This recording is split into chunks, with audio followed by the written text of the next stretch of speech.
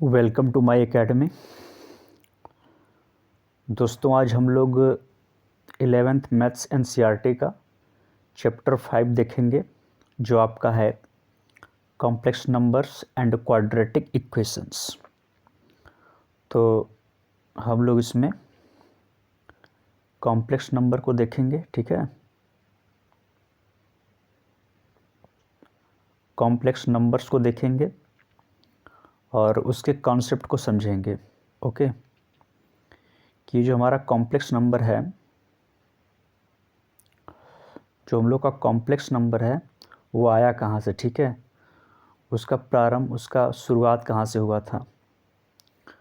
तो complex number का जो कॉन्सेप्ट है वो प्रकाश में तब आया था जब हम लोग सॉल्व कर रहे थे क्वाड्रेटिक इक्वेशंस को, ठीक है। क्वाड्रेटिक इक्वेशन जो होता है ax² plus bx plus c is equal to 0, ठीक है। जब इसको हम लोग सॉल्व कर रहे थे तो हमने इसके सॉल्यूशन में ये पाया था कि जब हम इसको सॉल्व करते हैं इसके रूट्स कुछ इस तरीके से आते हैं। x is equal to -b plus minus square root b² minus 4ac upon 2a, ठीक है। तो ये जो पार्ट है आपका b² माइनस 4ac वाला, ये दिस वन, इसको बोलते हैं डिस्क्रिमिनेंट, ठीक है। तो आइए बस हम लोग इस डिस्क्रिमिनेंट पे चर्चा करते हैं।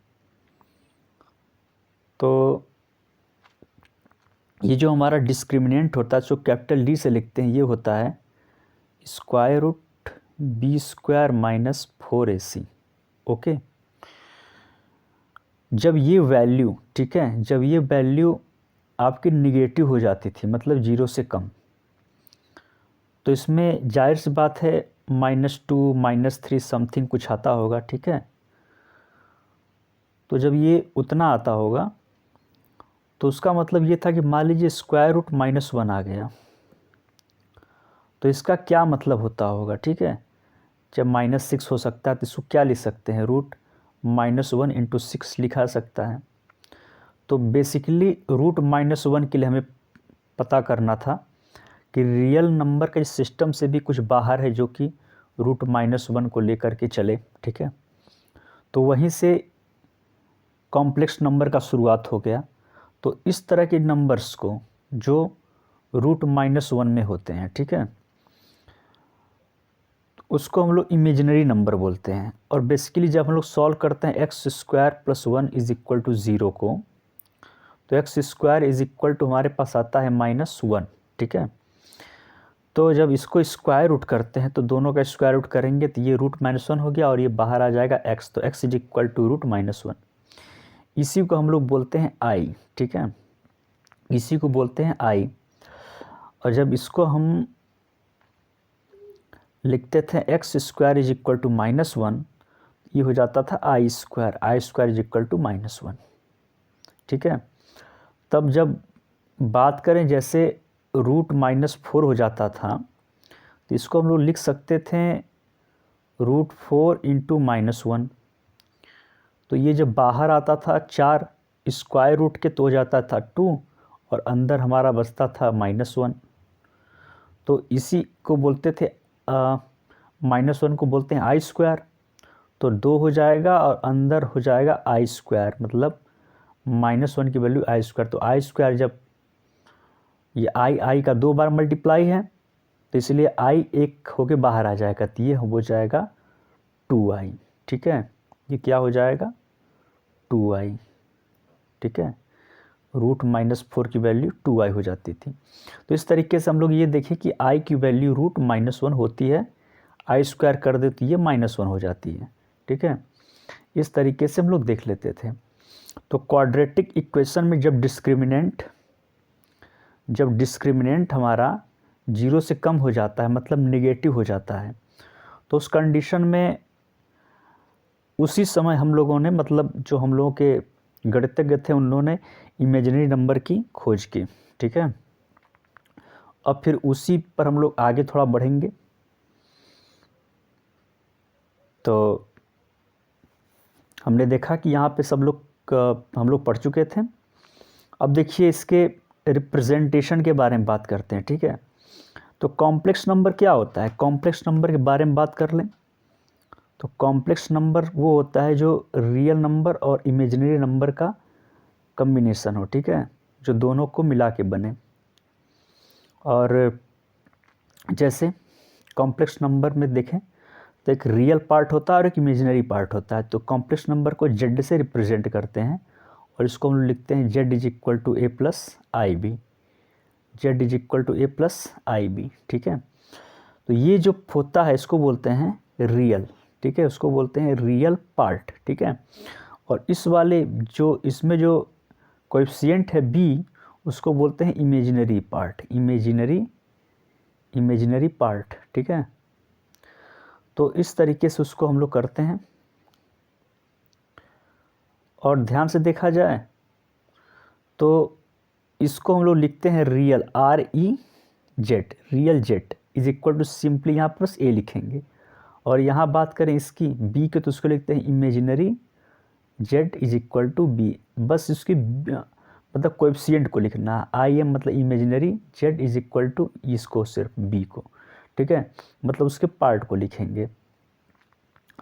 तो इस तरीके से हम लोगों ने कॉम्प्लेक्स नंबर के बारे में देखा, ठीक है। और उसी तरीके से एक एग्ज़ाम्पल हम लोगों के सामने है। वो एग्ज़ाम्पल क्या है, दिया है 4x plus small I 3x minus Y is equal to 3 plus I minus 6, ठीक है। तो x और y रियल नंबर्स हैं, तो x और y की वैल्यू फाइंड आउट करें। देखिए बराबर है, इक्वल है, ठीक है। जब इक्वल है तो आप कंपेयर करेंगे तो रियल पार्ट को रियल पार्ट से और ये इमेजिनरी पार्ट को इमेजिनरी पार्ट से। जब हम ऐसा करते हैं तो हमें क्या मिलता होगा, 4x इज इक्वल टू 3 मिल जाएगा हमको, ठीक है, 4x इज इक्वल टू 3। तो यहाँ से x को इक्वेट करेंगे तो x इज इक्वल टू 3/4 हमारे पास आ जाएगा, ठीक है। x इज इक्वल टू क्या आ जाएगा हमारे पास, 3/4 आ जाएगा। तो उसी तरीके से y की वैल्यू इक्वेट करें यहाँ से, तो 3x minus Y is equal to क्या मिला हमारे पास, -6, ठीक है। तो y की वैल्यू हम निकाल चुके हैं 3/4, तो यहाँ 3/4 हो जाएगा, तो ये 9/4 हो जाएगा। तो -y करेंगे तो -6, -y करेंगे तो -6, और ये आ जाएगा आपका 9/60, ठीक है। तो जब इसको और सॉल्व करेंगे तो ये आ जाएगा 33/4, ठीक है। उसकी वैल्यू हमारे पास आ जाएगी y is equal to 33/4, okay. तो इस तरीके से हम लोग सॉल्व कर सकते हैं इसको भी। अब देखिए हमको देखना है अलजेब्रा ऑफ कॉम्प्लेक्स नंबर्स को, ठीक है। तो इसमें देखिए बहुत कुछ आएंगे, डिवीज़न भी आता है, कॉम्प्लेक्स नंबर का डिवीज़न भी आएगा, कॉम्प्लेक्स नंबर का मल्टीप्लिकेशन भी आएगा, एडिशन और सब्सट्रैक्शन भी आएगा, ठीक है। तो पहले हम लोग स्टार्ट करते हैं इसके एडिशन की तरफ चलते हैं, ठीक है। Addition of two complex numbers, तो जैसे मान लीजिए हमारे पास एक कॉम्प्लेक्स नंबर है Z1 is equal to A1 plus IB1, इस तरीके से होता है, ठीक है। और Z2 की बात करें तो होता है A2 प्लस IB2, ठीक है। जब इनको ऐड करेंगे, इनको जब प्लस करके ऐड करेंगे तो ये रियल का रियल के साथ होगा और इमेजिनरी का इमेजिनरी के साथ। जब इसको पूरा करेंगे तो क्या आएगा, ये देख लीजिए,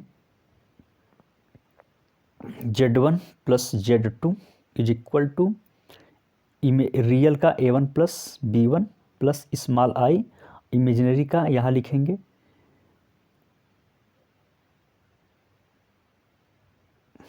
ठीक है, A1 A2 होगा, A1 A2 ये B1 प्लस B2, ठीक है। इस तरीके से ये हम कर सकते हैं, ठीक है, ये एडिशन होता है। तो यहाँ पर A1 B1 हम ले रखा है, और इन्होंने यहाँ पर AIB और C प्लस ID ले रखा है, तो ठीक है। तो इसका जैसे कि Z1 ले रखा था इसने a plus I B z two equal to c plus i d. तो यहाँ पर इसका ये जो रियल है इस रियल के साथ जुड़ेगा, इसका जो ये इमेजिनरी है b वाला इस d के साथ जुटेगा। तो यहाँ इमेजिनरी आ गया b प्लस डी, यहाँ आ गया रियल a प्लस सी। ठीक है, तो उसी तरीके से हम लोग इसको कर सकते हैं। तो देखिए ये जो एडिशन हम लोग समझ गए कि एडिशन कैसे होता है, लेकिन अब ये देखते हैं कि ये जो हमारा एडिशन ऑफ कॉम्प्लेक्स नंबर है वो किन किन चीज़ों को सेटिस्फाई करता है।